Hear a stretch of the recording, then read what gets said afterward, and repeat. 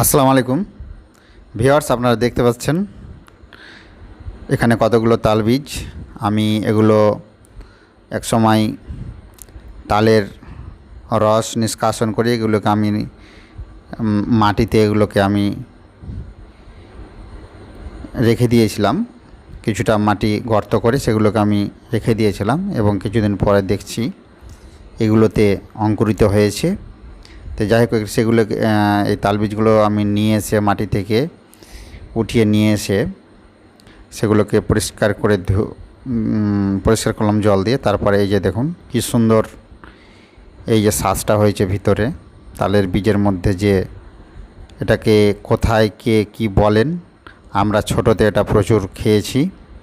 যাই হোক, এখন আমার ছেলে মেয়ে এটা বুঝতে পারছে না এটা কি খাবার। তারা দেখে কিন্তু অবাক হয়ে গেছে যে এটা কী খাবার। তারা এটা প্রথম দেখছে, লাইফের প্রথম দেখছে, প্রথম খাচ্ছে। যাই হোক, আমি দীর্ঘদিন বাইরে ছিলাম এবং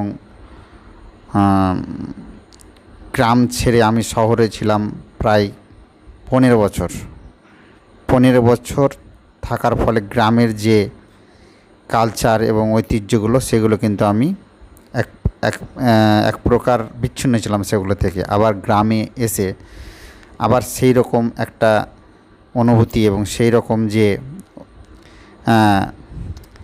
সময় এবং সেরকম যে এগুলো দেখা, যে গ্রামের যে এ সমস্ত কালচার বা এই সমস্ত খাবার, সত্যি আমাকে খুবই আনন্দ লাগছে। আপনাদের কেমন লাগছে কমেন্ট করে জানাবেন।